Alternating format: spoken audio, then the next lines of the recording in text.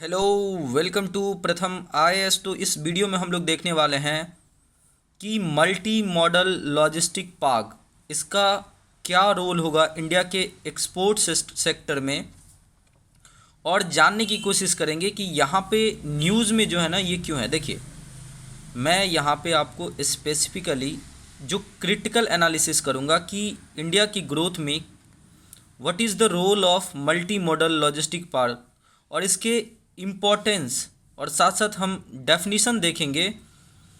But यहाँ पे क्या है आपको कि कुछ कन्फ्यूजन है आज पर द न्यूज़ आर्टिकल। देखिए, अगर आपसे क्वेश्चन पूछे कि भारत का पहला मल्टी मॉडल लॉजिस्टिक पार्क कहाँ पे डेवलप किया जा रहा है, तो आप बोलोगे आसाम में। और अगर आपसे ये पूछे कि भारत का पहला मल्टी मॉडल लॉजिस्टिक पार्क जो पीपीपी बेस्ड पे, पब्लिक प्राइवेट पार्टनरशिप बेस्ड पे, तो वो आपको चेन्नई में आपको डेवलप किया जा रहा है। तो अभी जो न्यूज़ में आ रहा है ना वो है चेन्नई के बारे में, कि जैसा कि आप यहाँ पे देखोगे कि रिलायंस ने आपको क्या किया है, इसे डेवलप कर रहा है। बट बिफोर स्टार्टिंग, अगर आपने प्रथम आईएएस को सब्सक्राइब नहीं किया है देन डू सब्सक्राइब। और इस वीडियो में स्पेसिफिकली हम देखने वाले हैं कि क्यों ऐसा प्रधानमंत्री मोदी जी बता रहे हैं कि ये एक गेम चेंजर होने वाली है नॉर्थ ईस्ट के लिए, जो 2020 में मल्टी मॉडल लॉजिस्टिक पार्क, जिसे आप MMLP भी बोलोगे, वो कहाँ पे, तो जोगी घोपा, ये आसाम में है। 2020 में इसकी नींव रखी गई थी तत्कालीन जो हमारे road and transport and highway minister है नितिन गडकरी के द्वारा। और ये अब कुछ ही दिनों में 2023 के शुरू में जो है ना इस पार्ट्स का काम जो है ना, इस पार्क का ये स्टार्ट हो जाने वाला है। यहाँ पे सारे जो वर्क्स हैं वो लगभग कंप्लीट हो चुके हैं। और देखिए, मैं बेसिक्स आपको बताता हूँ कि एक्चुअली ये मल्टी मॉडल लॉजिस्टिक पार्क होता क्या है।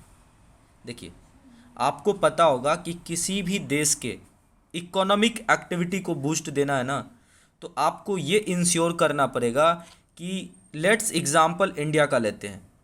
आपको पता होगा कि हमारी कोस्टल रीजन जो है ना वो पोर्ट सिटी से जुड़ा हुआ है, और विश्व का 95% ट्रेड जो है ना वो पानी के थ्रू होता है। अब आप इमेजिन करो कि हमारी पंजाब जो है ना वो सबसे ज़्यादा गेहूँ उपजाता है, और इतना ज़्यादा गेहूँ उपजाता है कि वो पूरे भारत को गेहूँ खिलाता तो है, साथ साथ एक्सपोर्ट भी करता है। आप इमेजिन करो कि गेहूँ को पहुँचाने में अगर 1 क्विंटल गेहूं का दाम किसान 300 रुपये में अगर मान लीजिए बेचता है, एग्जाम्पल मैं बता रहा हूँ, और वो पोर्ट तक पहुँचते पहुँचते उसका दाम 600 रुपये हो जाए, तो आप इमेजिन कीजिए कि 300 रुपये का चीज़ 600 रुपये कोस्टल एरिया में बिकेगा, और अगर बेचने वाले भी कुछ प्रॉफिट लेंगे तो लगभग 700 रुपये के आसपास हो जाए। यही चीज़ें अगर आपको बाहर एक्सपोर्ट करनी है तो आप इमेजिन कर सकते हो ये चीज़ें लगभग 2000 के आसपास चली जाएगी। तो अगर यही 300 रुपये जो लॉजिस्टिक कॉस्ट था फ्रॉम पंजाब टू कोस्टल, अगर ये कम हो जाए तो कहीं ना कहीं आपकी जो सामान है वो इंटरनेशनल मार्केट में, even in our own countries local market में क्या होगी, सस्ती होगी, और आपका जो सामान होगा वो क्या होगा, अट्रैक्टेबल होगा। और यही कारण है कि सरकार कोशिश कर रही है लॉजिस्टिक जो सप्लाई चेन है उसको थोड़ा इफ़िशियंट करना, ताकि ये जो लॉजिस्टिक कॉस्ट है उसको कम किया जाए। और जो अभी होवरिंग ट्रेंड में है इंडिया में, अभी लॉजिस्टिक कॉस्ट जो है ना लगभग 14 to 16% ऑफ द GDP है, लगभग $400 बिलियन के आसपास। अगर मैं MMLP की बात करूं तो ये गति शक्ति के अंतर्गत इसको डिफरेंट मिनिस्टर्स क्या कर रहे हैं, एसोसिएट होकर के इसको बढ़ावा देने की कोशिश कर रहे हैं। जैसे आपको पता होगा, क्योंकि कार्गो हवाई जहाज़ से आती है तो यहाँ पे मिनिस्ट्री ऑफ एविएशंस की बहुत ज़्यादा इंपॉर्टेंस है। वही अगर आप ministry of road and transport की बात करें, फिर शिपिंग मिनिस्ट्री की बात करें, तो सब मिलजुल करके यहाँ पे आपको काम कर रहे हैं, और ये सब चीज़ें गति शक्ति के अंतर्गत किया जा रहा है। हालाँकि अगर आप इस MMLP की बात करो तो इसकी फाउंडेशन अंडर भारतमाला प्रोजेक्ट रखा गया था, और इसकी 2 फेजेज थी, जिसमें फर्स्ट फेज में 35 मल्टी मॉडल लॉजिस्टिक पार्क्स बनाने थे, और उसी के तहत आसाम में जो है ना आपको फाउंडेशन रखा गया था, जो 2023 में इसकी कंप्लीशन हो जाएगी। सेकेंड फेज में 11 multi modal logistic park, like आप देख रहे हैं यहाँ पे, जो एक तरीके से जो पहली आएगी सेकंड फेज वो नागपुर में, ठीक है, चेन्नई तमिलनाडु, बेंगलुरु कर्नाटका, इन सब चीज़ों में ये। और इस प्रोग्राम का फोकस जैसे मैंने बताया कि optimising efficiency of freight and passenger movement across the country, और इसमें सबसे इम्पॉर्टेंट रोल निभाने वाला आपका रेलवे। देखिए अभी इंडियन रेलवे ने अपनी एनुअल रिपोर्ट में बताया कि इस बार जो इंडियन रेलवे की जो रेवेन्यू है थ्रू आपको लॉजिस्टिक्स सप्लाई चेन से, वो लगभग 12% के आसपास बढ़ी। और आपको मैं बता दूं कि भारतीय रेलवे का बिजनेस मेन जो है ना, आपको फ़ायदा रेवेन्यू जनरेशन आता है लॉजिस्टिक्स से।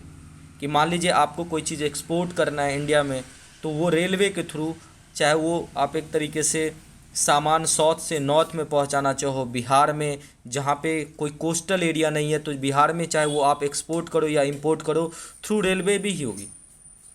क्योंकि आपने देखा था कि बिहार लौकी सब्जी बहुत ज़्यादा उत्पादन करता है, तो आपने तरकारी एक्सप्रेस का नाम सुना होगा। तो तरकारी एक्सप्रेस में क्या होता है कि सब्जियां जो है बिहार से बाहर की जगह पे जाता है।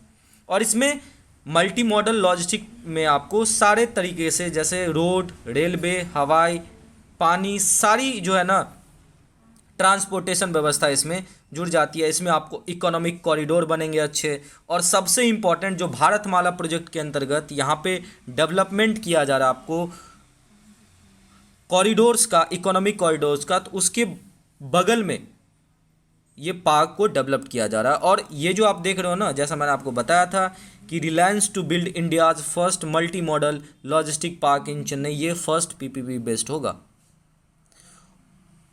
और गवर्नमेंट, भारत सरकार की जो डीपीआईआईटी सेक्रेटरी है, जो प्रमोशन करती है आपको एक्सपोर्ट के लिए, उनका कहना है कि जो लॉजिस्टिक कॉस्ट है उसको कम करना चाहता है Bharat 8 to 9% of GDP by 2030, क्योंकि अभी हमारी 13 to 14% के आसपास जो है ना ये ऑफ जीडीपी ये झूलती रहती है।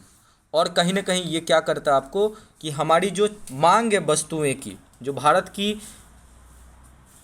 मैन्युफैक्चर्ड प्रोडक्ट है, उसको कहीं ना कहीं इंटरनेशनल मार्केट में, इवन लोकल मार्केट में भी क्या कर देता है, ये कॉस्ट इम्पैक्ट कम करता है। और अगर ये 8 to 9% हो जाएगी तो हमारी यूरोपीय यूनियन, और मैं आपको बता दूं एग्ज़ाम पर्सपेक्टिव से कि ये जो नेशनल लॉजिस्टिक पॉलिसी है इसको 2022 में भारत सरकार ने लॉन्च किया, और प्रधानमंत्री मोदी जी अपने जन्मदिन पे जो है इसको एक तरीके से लॉन्च किए थे। और ये कंट्री की फर्स्ट हॉलिस्टिक अप्रोच होगी for the 200 billion sectors dollar की जो है ना हमें लॉजिस्टिक सेक्टर बनाना। और अगर आप इसकी बैकग्राउंड में जाओगे तो इस पॉलिसी को पहले बार इंट्रोड्यूस किया गया था बजट 2020 में, जब फाइनेंस मिनिस्टर निर्मला सीतारमण जी इसको अनवेल्ड किया था। ठीक है, ये एक तरीके का आप बोल सकते हैं इंटीग्रेटेड और टेक एनेबल्ड अप्रोच होगी for logistic operations to bridge the efficiency gap.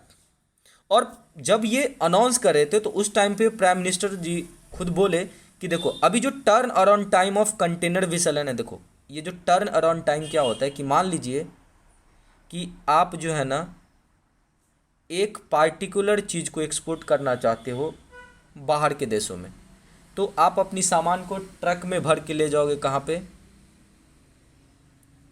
Port पे, और पोर्ट पे आप अपनी सामान को डालोगे कंटेनर में। लेकिन कभी कभी आप देखते होंगे कि रेलवे की जो कार्गो वाली ट्रेन होती है उसमें भी कंटेनर होते हैं, और ये कंटेनर जब सामान लेने किसी कंपनी के पास जाता है जो मैन्युफैक्चर कर रहा है प्रोडक्ट को, वहाँ से सामान उठा के और टिल जब तक वो बाहर पहुँचा के वापस आता है अपने देश में, ये चीज़ें जो है ना बहुत ज़्यादा टाइम ले लेता है। और इसी में से एक इम्पॉर्टेंट पार्ट है कि अपने देश के अंतर्गत कंपनी से एक पोर्ट तक जाने में लगभग ये चीज़ें अभी 44 से 50 घंटे लग जाते हैं, जिसको प्रधानमंत्री जी बोल रहे थे कि इसे 26 घंटे करना है। और ये जो इको फ्रेंडली वाटरवेज बनाए जा रहे हैं, चाहे वो आप देखो तो बनारस से लेकर के हल्दिया तक, जो यूपी को एक तरीके से आप बोल सकते हो इंडियन ओशन में आप कनेक्शन दे रहा है, तो ये सब सारी चीज़ें इसमें 40 एयर कार्गोज टर्मिनल बनाए जा रहे हैं ताकि आपको एक्सपोर्ट को जो जो इम्पोर्टेंट रॉ मटेरियल्स हैं और या हेल्थ फैसिलिटीज़ हैं, इन सब को यहाँ पे बढ़ावा दिया जाएगा। कोल्ड स्टोरेज डेवलप किए जाएंगे एयरपोर्ट्स पे, और ये सब सारी चीज़ें जो है ना यहाँ पे। और रीज़न क्या है कि जैसा मैंने आपको बताया कि इंडिया की जो सप्लाई चेन और लॉजिस्टिक कॉस्ट है वो अभी 40% के आसपास ये झूल रही है। तो उम्मीद करते हैं ये सारी चेन में आपको जो इवेंट है वो बहुत अच्छे से समझ में आया होगा। और अगर आपको वीडियो अच्छा लगे तो प्लीज़ हमारे चैनल को सब्सक्राइब कीजिए। Thank you so much for watching this video.